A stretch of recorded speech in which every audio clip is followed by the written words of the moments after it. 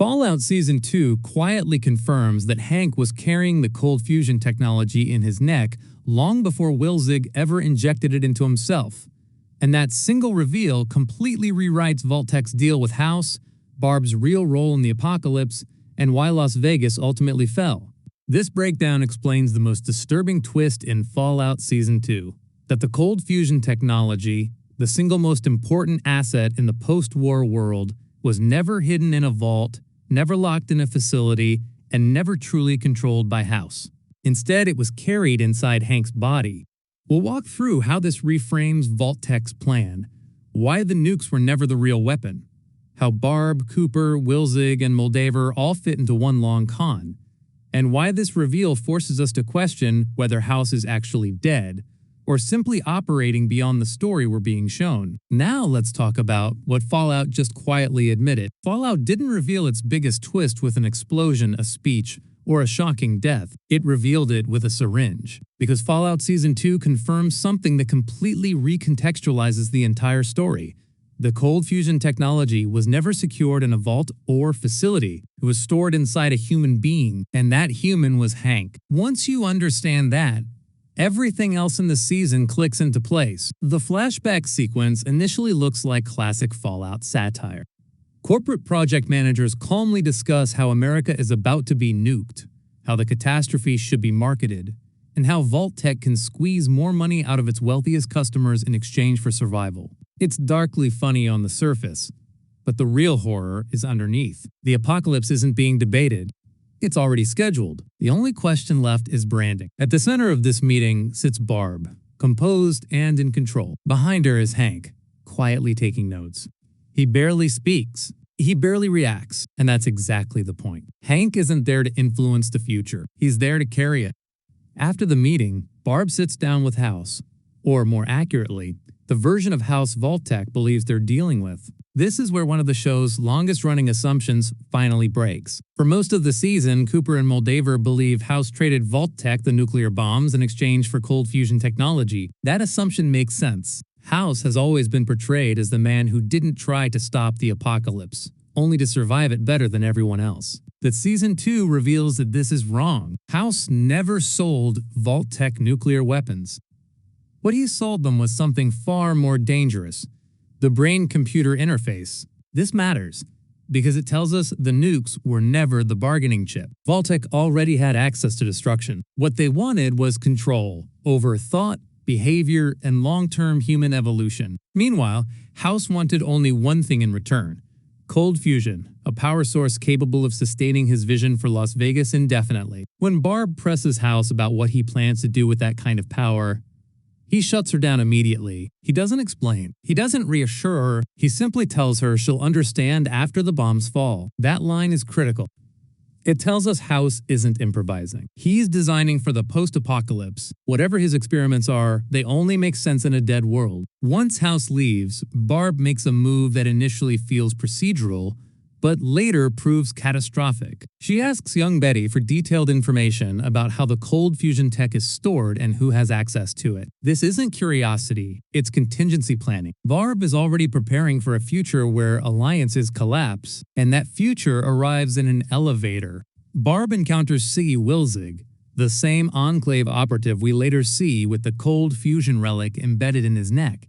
This scene is quiet, but it's one of the most revealing in the entire season. Wilzig speaks like a man following a script, not metaphorically, literally. He warns Barb not to jeopardize the mission. He gives her talking points, and when the plan to nuke the country comes up, he admits something chilling. He isn't the architect, he's expendable. That single admission tells us everything about the real hierarchy of power. Vault-Tec isn't at the top. The Enclave isn't either. There is a system above them, one that treats even senior operatives as replaceable hardware. Wilzig knows the world is ending, and he knows he's not important enough to stop it. Now let's slow this down, because this is where Fallout quietly changes everything. The story jumps forward to Las Vegas, where Barb and Cooper argue about the coming nuclear strike. Barb defends her actions by saying it's all for Janie.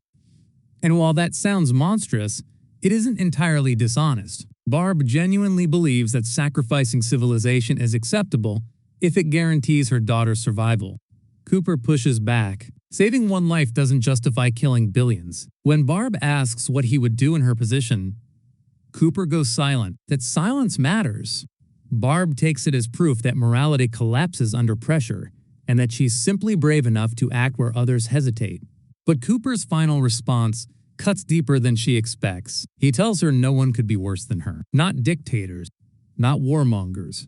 Because Barb understands exactly what she's doing and chooses it anyway. And there's another layer to this plan that Fallout only hints at. The nuking of America isn't just about leveling the playing field for Vault-Tec's investors, it's about narrative control. By framing the apocalypse as foreign aggression, the United States gains moral permission to eliminate every other nuclear power. The endgame isn't survival, it's monopoly. One nation, one ideology, one rebuilt world shaped entirely by those who plan to outlive it. After the argument, Cooper walks out, and this is where the story narrows its focus to something terrifyingly intimate. At the bar, Cooper spots Hank. Not House. Not Barb. Hank, the man with the briefcase chained to his arm. Cooper brings Hank back to the room, spikes his drink, and once Hank is unconscious, opens the briefcase. Inside is not money, not documents, but a massive syringe. Cooper doesn't understand it.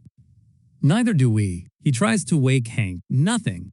Then Barb arrives, and with no hesitation, she uses the syringe to extract the cold fusion technology directly from Hank's neck. That's the reveal. Hank wasn't guarding cold fusion. Hank was cold fusion. Before Wilzig ever injected the relic into himself, Hank was already transporting it. He wasn't a courier. He wasn't security. He was a living container, a human vault, and he was on his way to deliver that technology to House.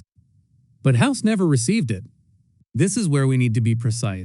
The show never explicitly states what happened next, but the timeline forces an uncomfortable conclusion. Las Vegas fell, House's long-term plans failed, and cold fusion ended up in Wilzig's possession decades later. That strongly suggests betrayal.